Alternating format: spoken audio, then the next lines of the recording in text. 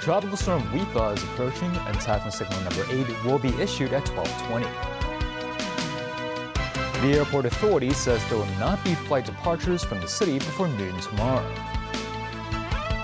And Trump says BRICS would end quickly if they ever form in a meaningful way.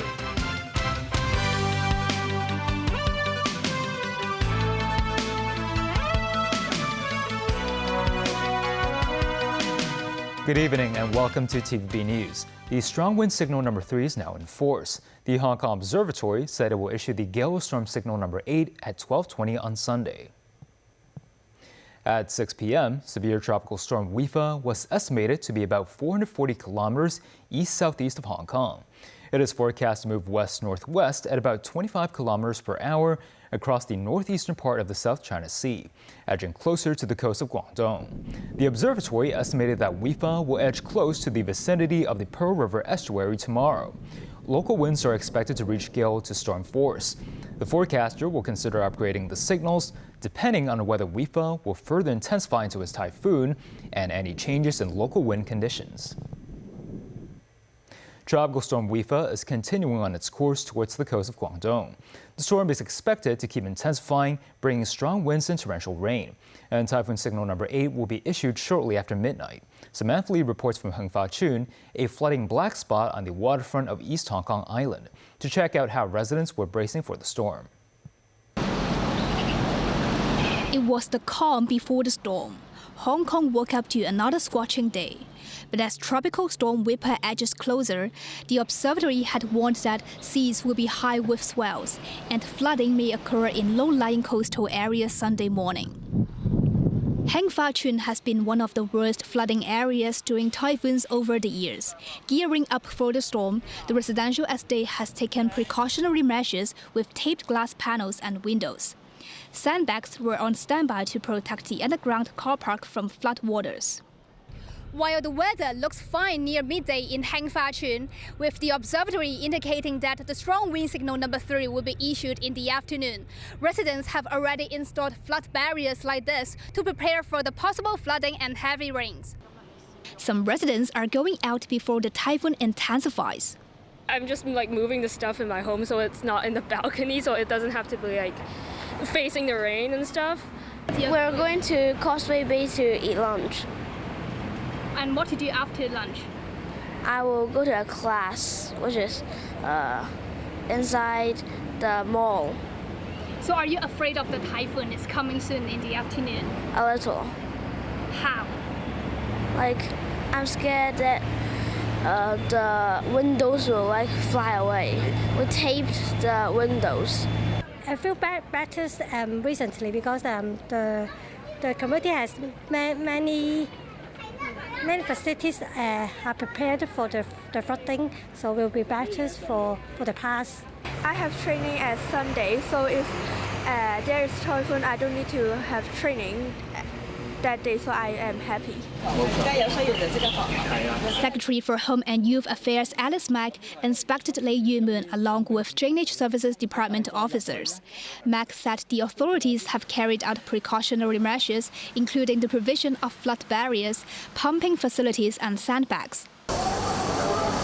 Meanwhile, many residents stock up for the coming bad weather from a wet market in Mong Kok, with many store shelves already empty of supplies. The sky turned grey this afternoon as typhoon signal number 3 was issued. The observatory estimated that WiFa could bring severe damage to the city.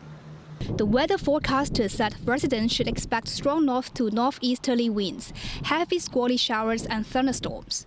Members of public are advised to stay indoors and not to engage in water sports. Samantha Lee, TVB News.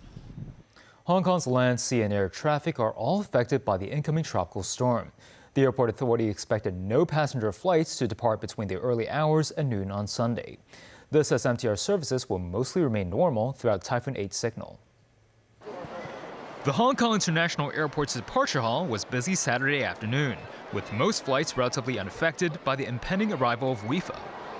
But the airport authority says all flights will either be delayed or cancelled between 6 a.m. and noon on Sunday, owing to the tropical storm edging ever closer to the city.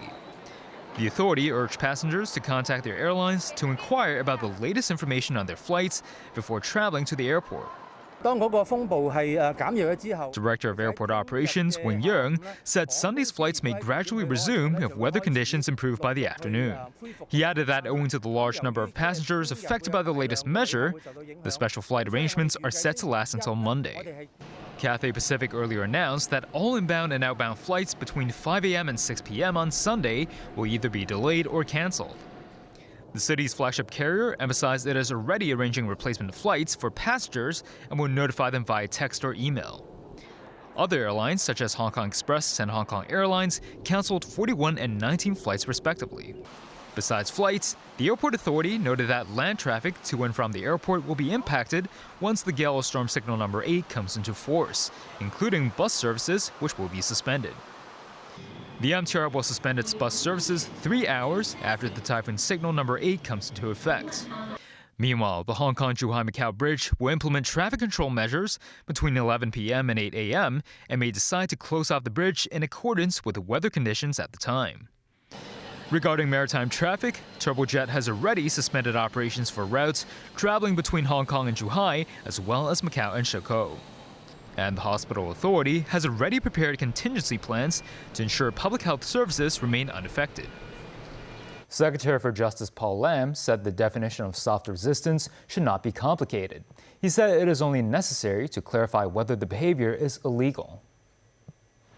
Speaking on a radio program, Lam said some so-called soft resistance is actually illegal, and there is no need to use the term soft resistance. If it is illegal, the government will handle it according to the law. If there is sufficient evidence and legal principles, the government will leave the matter to the court to decide. Lam added in some cases, if it is not illegal, the focus is that it was not against the law. Then it depends on several things. It may not be illegal when what is said may be false or misleading. He said it may cause everyone to have negative or irrational hatred towards the government or the central government. Lam said these situations need to be corrected to set the record straight. Trump tries to continue with presidential business as normal. He thanked Republican supporters, senators, at a dinner in Washington and signed a new cryptocurrency regulatory act into law. David Garrett reports. Applause for the president and support. Throughout his business, TV and political career, Donald Trump's always divided opinion. Trying to get the focus back on day-to-day politics and reminding Republicans of his own popularity 8 months on from a huge election win. I don't understand why they say that when you win the presidency, you always almost automatically lose the midterms, because nobody's had a more successful period of time than we have. So based on that, we should do great. And we'll see, but nobody's done more than we have as a group. It's not me, it's all of us together. The president trumpeting his own agenda, Trump toasting loyal party lawmakers on whom he lavished praise. Vice President J.D. Vance listened as Trump predicted big things for this term and beyond. In 2026, the Republican majority, I think, is going to be stronger in both the House and the Senate. And I really think it's going to be potentially much stronger. Look, nobody has done what you people have done. Earlier, Trump announcing and signing a new cryptocurrency act. The Genius Act, they named it after me, and I want to thank you. I want to thank you. Simple regulatory framework to establish and unleash the immense promise of dollar-backed stable coins. This could be perhaps the greatest revolution in financial technology since the birth of the internet itself. A lot of people are saying that. I don't know. What do you guys think? Yes? If you say yes, I'm saying yes. It is the US's first major cryptocurrency legislation setting up protections for stable coins, which are tied to assets like the US dollar. Trump signed it into law and called it a validation of the industry, one that he admits helped him get elected last year. David Garrett, TVB News. And Donald Trump reiterated his threat to slap a 10% tariff on imports from members of the BRICS group. He also said he would destroy the group if it constitutes a threat to America. Recently, U.S. President Donald Trump sent letters to its trading partners, outlining tariffs on goods imported from their countries. He warned that he will end the BRICS group if members ever establish themselves in a meaningful way. Trump said we can never let anyone play games with us. when I heard about this group from BRICS, 6 countries basically. I hit them very, very hard. And if they ever really form in a meaningful way, it will end very quickly. And still ahead, top church leaders in Jerusalem head into Gaza in a rare solidarity visit to the territory. And an exhibition to mark the 52nd anniversary of the death of Bruce Lee.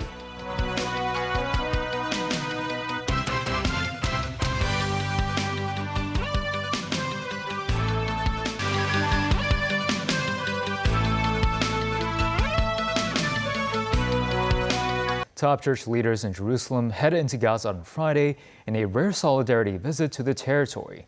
This the day after an Israeli shell slammed into its only Catholic church, killing 3 people. The Latin Patriarch of Jerusalem, Pier Battista Pizzaballa, and Greek Orthodox Patriarch Theophilos III prayed together at the Orthodox Church of St. Porphyrios. They later paid a visit to the wounded at the Al-Ahli Hospital in Gaza City. The patriarchs also visited the Holy Family Catholic Church, which was struck in the attack.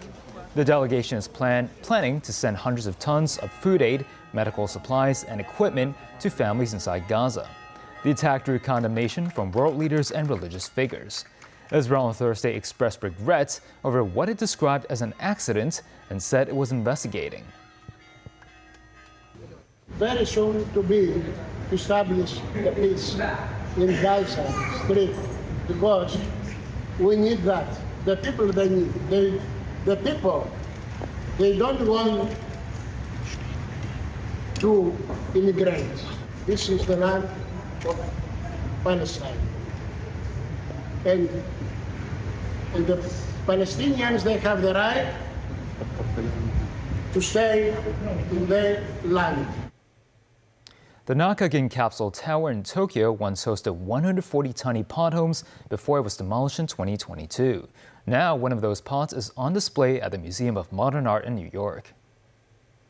The stacks of boxes with their distinctive circular windows were a local landmark in the Ginza district in Tokyo. Built in 1972, each pod was a micro-dwelling, a tiny home just about big enough for one person. Of the 140 single-occupancy capsules in the building, 14 have been salvaged, including the one on display in New York. Inside, the 100 square feet pod has been restored to original condition, complete with compact bathroom and electronics that would have been cutting edge in their day. The pods were intended for people to be able to spend the night in Tokyo, especially if they are workers, instead of commuting to the suburbs in the evening. Sunday will mark the 52nd anniversary of the death of martial arts legend Bruce Lee. To commemorate his legacy, an exhibition honoring the late action star's memorabilia has been organized in Shamshui-po. Bruce Lee's younger brother, Robert Lee, said he's pleased to see the long-lasting influence of Bruce Lee. The yellow jumpsuit that captured the world's attention in 1970's classic action flick The Game of Death, just one among a treasure trove of Bruce Lee-themed displays. Visitors also have the chance to see film posters featuring Lee, as well as newspaper headlines announcing the martial arts legend's sudden passing.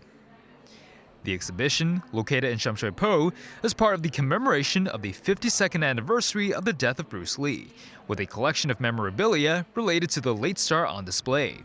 Here, residents can relive the kung fu mania of the 70s via Bruce Lee-themed watches, toys, and even his world-renowned nunchucks. The action star's younger brother, Robert Lee, also made an appearance at the exhibition in a show of support, noting that he's pleased to see his siblings' influence reaching the current generation. Lee said he continues to be amazed by how his brother managed to play such a major role in the lives of so many people around the world. Meanwhile, this year also marks the 30th anniversary of the establishment of the Bruce Lee Club. The club's chairman, Wang Yukong, urged the government to set up a permanent Bruce Lee exhibition as part of the authorities' efforts to attract international tourists. He stressed the action star is one of the most well-known Hong Kongers on the global stage and an icon of the city, and suggested that a tourism package focusing on the life of the martial arts legend could benefit the tourism sector. The exhibition, held at Upper Deck Tainan in Shamshui-po, will remain open to visitors until the 3rd of next month. And that's the news. Thanks for watching.